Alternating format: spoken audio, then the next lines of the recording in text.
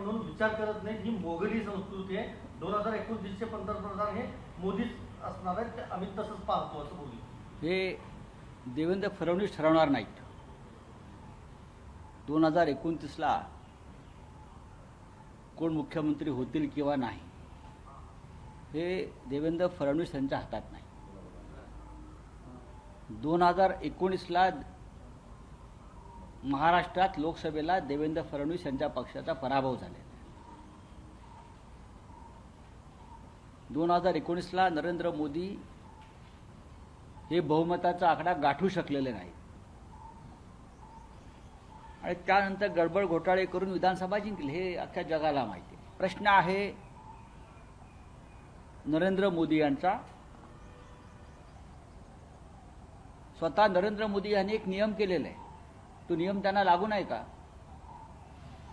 स्वतः नरेंद्र मोदी यांनी एक नियम केला आहे त्यांच्या पक्षात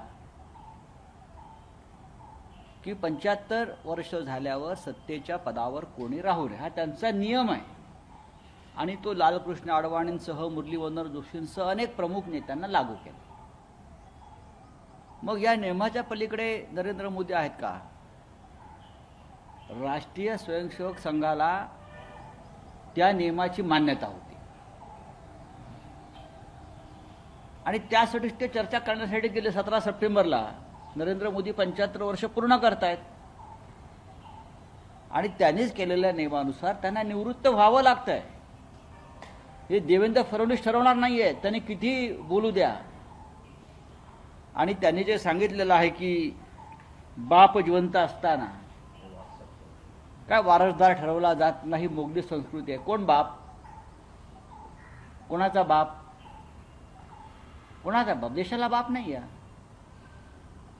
त्या देशाला बाप नाही आहे. मोदी हे पंतप्रधान आहेत, ही एक तात्पुरती व्यवस्था असते. आणि मी म्हणालो की राम आणि कृष्ण सुद्धा आले आणि गेले त्यांचं अवतार कार्य संपल्यावर. त्यांनी जे का कार्य हातात घेतलं होतं ते संपल्यावर ते निघून गेले. नरेंद्र मोदींचं सुद्धा अवतार कार्य संपलेलं आहे, त्यांनाही निघून जावं लागेल. आता गोष्ट राहिली, देवेंद्र फडणवीस सांगतायत की बाप जिवंत असताना, लालकृष्ण अडवाणी जिवंत असताना सुद्धा शहाजहानप्रमाणे त्यांना कोंडून ठेवलं, बेदखल केलं आणि मोदी पंतप्रधान झालेच ना. भारतीय जनता पक्षाचा हा डोलारा जो आहे हा लालकृष्ण अडवाणींनी उभा केला. आजचा भारतीय जनता पक्ष, वैभवशाली भारतीय जनता पक्ष, हा 2 जागांपासून सत्तेच्या शिखरावर नेण्याचं काम हे लालकृष्ण अडवाणी यांच्यासारख्या संघर्षमय नेत्याने केलेलं.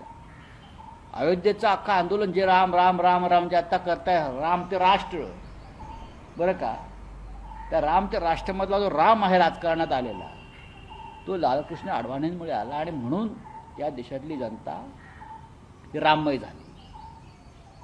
त्यांचा हक्क असताना पंतप्रधान पदाचा, फार तर राष्ट्रपती पदाचा, शहाजहानप्रमाणे म्हणजे मोगली संस्कृतीप्रमाणे त्यांना एक प्रकारे बंदिवान आणि बेदखल केलं सत्तेवरून. आणि हे झाले स्वतः. तेव्हा आम्ही विचारलं ही मोगली संस्कृती आहे म्हणून. तेव्हा आम्ही देवेंद्रना विचारलं का ही मोगली संस्कृती म्हणून? ही राजकारण आहे, तुम्ही राजकारण केलं. पण या उत्तराधिकारी मुद्द्यावरनं अजित पवारांना आता ट्रोल केलं जात आहे. बघा की अजित पवारांना ट्रोल का करतायत किंवा एकनाथ शिंदेना ट्रोल का करतात त्याच्याविषयी मला मत व्यक्त करायचं नाही.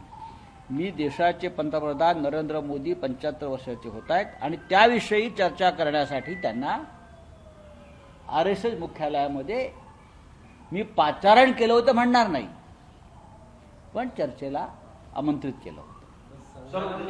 एक लक्षात घ्या की RSS राष्ट्रीय स्वयंसेवक संघ ही भारतीय जनता पक्षाची मातृसंस्था आहे, आईबाप आहे. आईबाप ठरवतील ना, ही मातृसंस्था आहे. 1978 साली या मातृसंस्थेवरून सरकार पडलेलं आहे.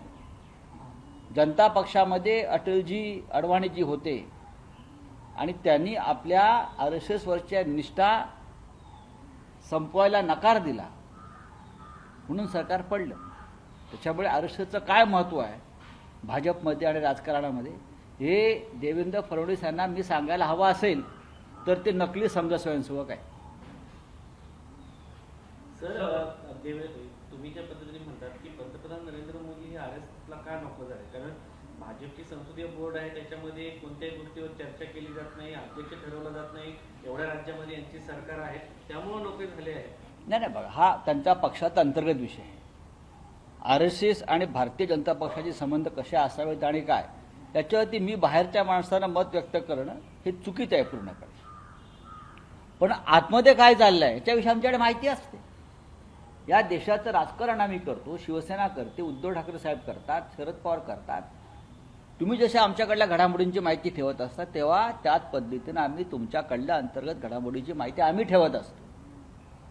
भारतीय जनता पक्षाच्या अध्यक्षपदाची मुदत संपलेली आहे, तरीही भारतीय जनता पक्ष त्याचे हे शिखर पुरुष अध्यक्ष नेमू शकले नाहीत. कारण भारतीय जनता पक्षाला जो अध्यक्ष नेमायचा आहे त्यात राष्ट्रीय स्वयंसेवक संघाचं एक भूमिका आहे आणि ती भूमिका त्यांना मान्य करावी लागेल असं संघाचं म्हणणं. ही आमची माहिती आहे. आताही नाही म्हणतील पण आमची पक्की माहिती आहे. तसं नसतं तर ताबडतोब नेमला असता. पण नड्डांना मुदतवाढ दिली जाते, नड्डांना मुदतवाढ दिली जाते, त्यांनी पाहावं तो. पण अंतर्गत पडद्यामागे अनेक घडामोडी घडत आहेत. काहीतरी शिस्त आहे, रटारटा. ते काय शिस्त आहे आता लवकरच कळेल. बीड संदर्भात धक्कादायक बातम्या येत आहेत. तुरुंगामध्ये जाऊ द्या होते किती किती काय त्याच्यावर चर्चा करणार. ते कराड नाही ते कोणते घुले झुले फुले हा तिकडले किती काय चर्चा करणार. या महाराष्ट्राला दुसरं काय काम आहे की नाही. तुरुंगात रोज मारामाऱ्या होतात. मी तुरुंगात होतो. महाराष्ट्रातल्या तुरुंगामध्ये प्रत्येक तुरुंगामध्ये हे अड्डे आहेत, गँगवॉर आहे. तुरुंग हे भ्रष्टाचारांचे अड्डे आहेत. माझं पुस्तक येत आहे, कालच मी जाहीर केलं आहे. या देशातला सगळ्यात मोठा भ्रष्टाचार हा तुरुंगातच चालतो. त्याच्यामुळे हे सोडलं पाहिजे. याच्या पलीकडे पत्रकारिता गेली पाहिजे. हो, माझं अंजली दमान्यांना पण सांगणं यातून बाहेर पडा.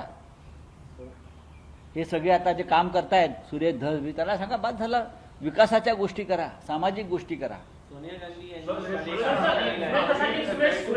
सुरेश दस यांनी एक मोठा दावा केलेला आहे साम टीव्ही आणि सरकारला मला बोलताना की माझ्या खुनाचा प्रयत्न केला जातो. त्यांना विचार. जयकुमार गोरे यांच्या मुलाचा एक व्हिडिओ व्हायरल झालाय. हो बघा, या महाराष्ट्रातल्या गोष्टी आहेत. माननीय देवेंद्र फडणवीस राज्याचे गृहमंत्री आहेत. त्यांनी स्वतःला विचारावं मी खरोखर गृहमंत्री आहे की नाही. त्यांनी स्वतःला प्रश्न करावा रोज वृत्तपत्र बघून, या बातम्या पाहून. कायद्याची ज्या प्रकारे चिरफाड बरं का उद्ध्वस्त केला जातोय रोज, आणि भारतीय जनता पक्षाचे लोक, त्यांनी स्वतःला प्रश्न विचारावा की माझ्या पक्षाचे लोक मला गृहमंत्री मानतात की नाहीत. राज्यात कायदा सुव्यवस्था लॉ अँड ऑर्डर वगैरे वगैरे वगैरे आहे की नाही हे त्यांनी स्वतःला विचारावं आणि मग दुसऱ्यांना ज्ञान द्यावं. महाराष्ट्र नवनिर्माण सेना पुन्हा जागृत झाली आहे. त्यांनी म्हटलंय की आता मराठी भाषेचं काम बघा, त्याच्यावरती माझं काल वक्तव्य झालेलं आहे. सकाळी आम्ही बोललेलो आहोत. काल मुंबई फार जागरूक आहे या बाबतीमध्ये. ठीक आहे ना, मराठी विषयी त्याने एक भूमिका घेतली आहे. लोकसभेला त्याने हिंदुत्वाची भूमिका घेतली होती, विधानसभेला अजून एक भूमिका घेतली. त्यांचा पक्ष भारतीय जनता पक्षाचा मित्रपक्ष आहे, खास करून देवेंद्र फडणवीस यांचा मित्रपक्ष. त्याच्यामुळे फडणवीसांना कोणत्या भूमिका हव्यात पुढल्या काळात त्यानुसार ते घेत असतात. हा त्यांचा प्रश्न आहे. कुणाल कामराचा जो शो झाला होता 2 फेब्रुवारीला सर, प्रेक्षकांनाही आता पोलिसांकडनं समन्स पाठवण्यात आले आहेत. प्रेक्षकांचे जबाब नोंदवले जात आहेत. मूर्ख आहे ते. कायद्याला गाढव समजत आहेत आणि कायद्याचा गैरवापर करतायत. अशा पद्धतीनं या देशामध्ये कोणत्याही प्रकारे अभिव्यक्ती स्वातंत्र्य राहणारच नाही. तुम्ही प्रेक्षकांना गुन्हेगार ठरवताय.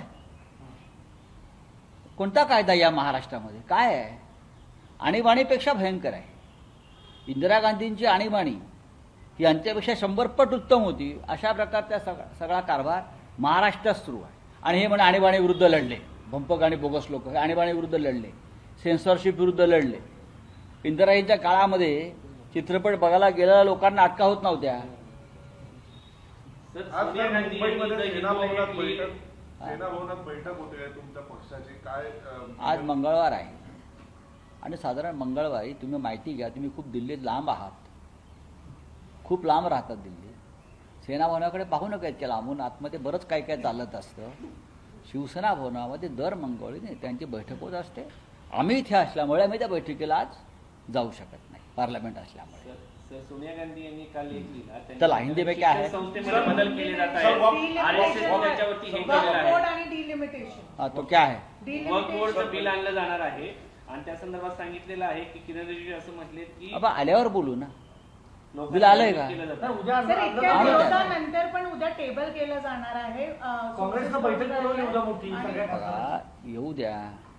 खरं म्हणजे ह्याच्यावरती नितीश कुमार, चंद्राबाबू नायडू, चिराग पासवान, अपना दल हे जे या सरकारमधले मित्रपक्ष आहेत मोदींचे, त्यांनी आपली भूमिका आधी जाहीर केली पाहिजे. जनता दल युनायटेड, तेलुगू देशम, चिराग पासवानचा लोक जनशक्ती पक्ष, अपना दल असे अनेक पक्ष आहेत. त्यांनी या बिलासंदर्भात आपलं मत व्यक्त आधी करावं, मग आम्ही आमचं मत व्यक्त करू. सुधीर मुनगंटीवारांनी पुन्हा एकदा नाराजी व्यक्त केलेली आहे. त्यांनी म्हटलं दिल्लीचं तख्त महाराष्ट्राला राखायचं असेल ठीक आहे. तर चंद्रपूरला वजा करून हे होणार नाही असं त्यांनी म्हटलेलं आहे. महाराष्ट्र खूप मोठा आहे. महाराष्ट्र म्हणजे चंद्रपूर नाही. सर एमकेस challenge one more time last वीकला बघितलेलं डिलिमिटेशनला घेऊन मीटिंग्स आफ्टर मीटिंग्स करतायत. करू द्या. साऊथ घाबरत आहे की त्यांचं डिलिमिटेशन झालं तर त्यांच्या सीट्स कमी होतील आणि कम्पॅरेटिव्हली नॉर्थ येणार. आपण सपोर्ट करतात की नाही? नाही, त्याच्यावर अजून आमच्याशी त्यांनी चर्चा केलेली नाही.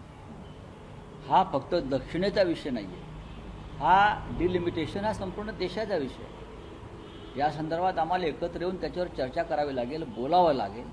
कोणाचं किती नुकसान होतं आहे आणि मोदी शहांचा किंवा भाजपचा किती फायदा होतो याच्यामध्ये प्रॉफिट अँड लॉस. मोदी आणि शहा प्रॉफिट अँड लॉस शिवाय काही करत नाहीत ना, फायदा आणि तोटा बघतात. चला हो गया. हिंदी में जानना चाहेंगे वक्त बिल आज आ रहा है कल आने वाला है, इसके ऊपर कल किरण रिजिजू ने कहा है कि कुछ लोगों को भ्रमित कर किया जा रहा है. देखिए, पहले अपने जो साथी है, अलायंस पार्टनर है, जनता दल यूनाइटेड है, चिराग पासवान की पार्टी है, तेलुगु देशम है, अपना दल, ऐसे जो अपनी पार्टी है वो क्यों भ्रमित हो गए इस बिल के ऊपर, वो पहले देखिए, बाद में और लोगों की बात करिए. लोकशाही मराठी ऐका, पहा, जागरूक रहा.